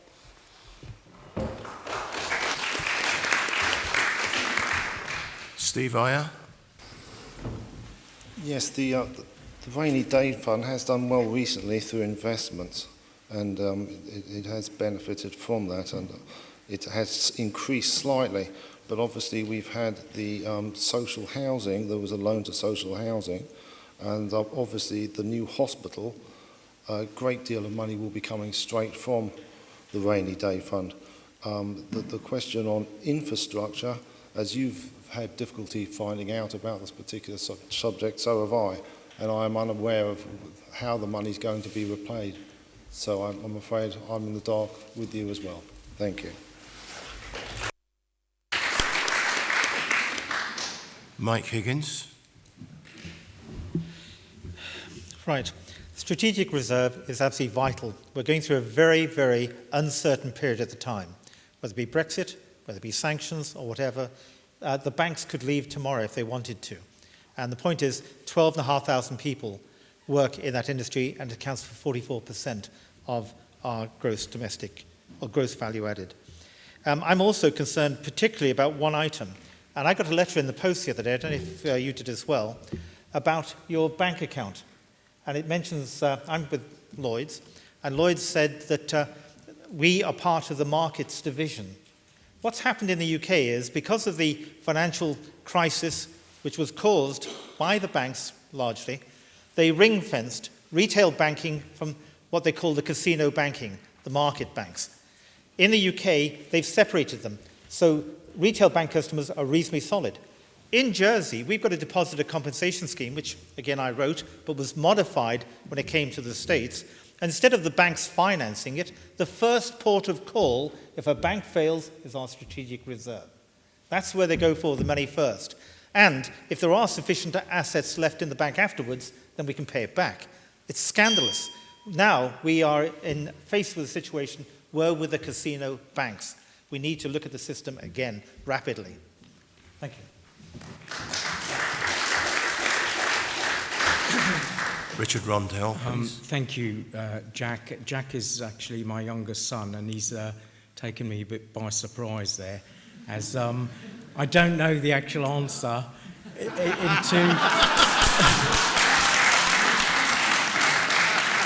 I'll deal with you at home later.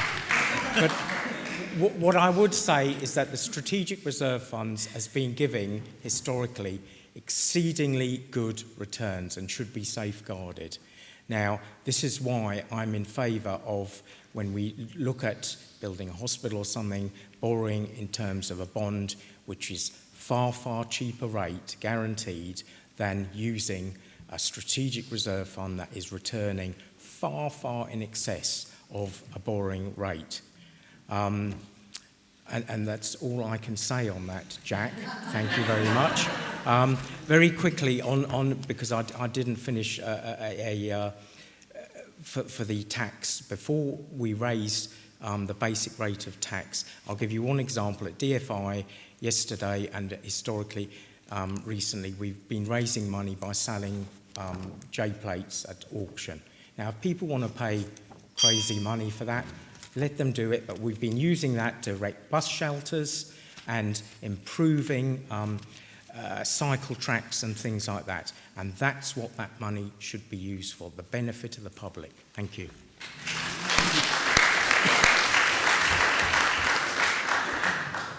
Well, I didn't realise we were playing Minesweeper tonight, but that was a cracking torpedo from the back end of the room. The reference to the rainy day fund is a bit confusing, because actually we have the current account, which our former Treasury Minister told us was all balanced, and then 2 weeks later said, now I've got to find 11.5 million. We have a consolidated fund, which is in fact a strategic fund, because the consolidated fund has money going in and out. It goes up and down, it sort of bounces a bit. And then we have a strategic fund, which is the backstop, which is actually the consolidated fund.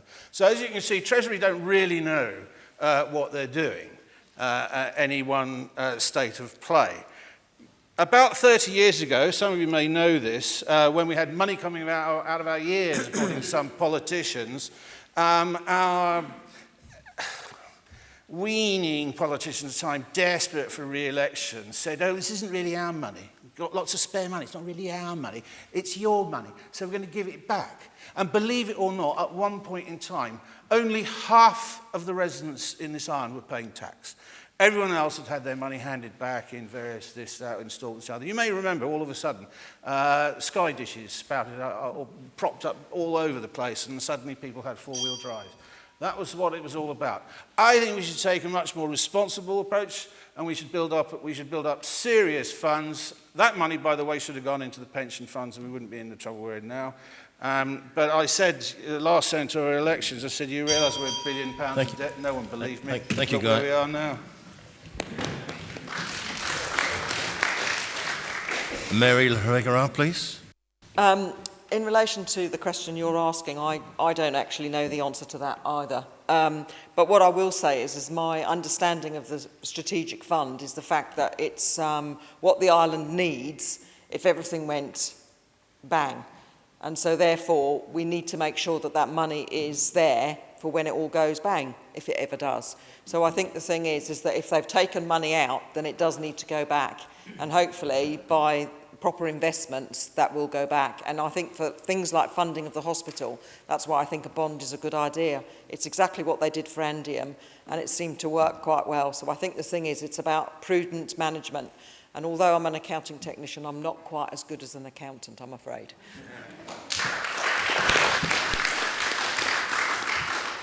Jackie Carroll. When I was younger, over teaching a bit in England at university, I used to boast to all my English counterparts, well, we're all right. We've got this fund, we've got loads of money in the pot, and by golly, we do all right. Everyone's got a nice standard of living, and so on and so forth. Well, I was a bit naive, I think, or certainly lately. I wish I could give you the answer you wanted. I wish I could do better than your dad on this answer, but I'm not going to. Trying to get money back in the rainy day fund. We do need more investments. So it starts building up there. And when we have things like the massive hospital project, we do need to be having bonds and not taking money out of that rainy day fund, because we don't know what's going to happen after Brexit. We don't know what's going to happen when there's another change of government. We've really got to have that money. We must cut our cloth accordingly and not just be profligate with our spending. Just learn to keep it in there. And we do need to speak to all our top accountants and ask other ways for getting that money back in. I didn't mention before with the jobs. I also work at Jersey Dairy in Brighter Futures. They are spot on with their finances. They know exactly where it is. So why can't our states do that?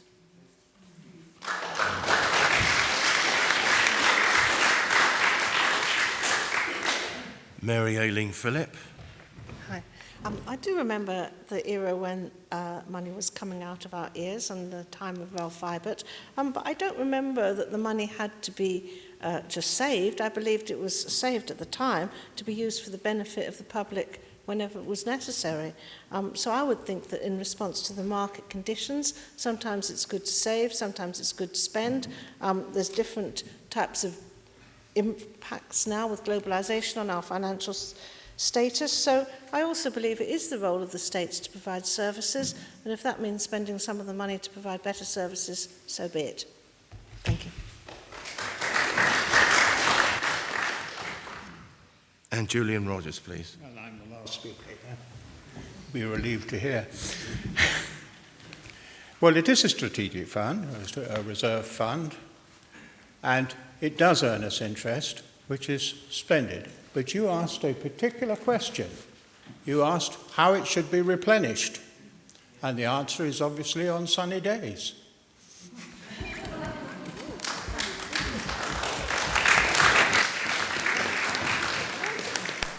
Ladies and gentlemen, I think it is spot on 9 o'clock, so I think you all deserve, everybody deserves a huge thanks.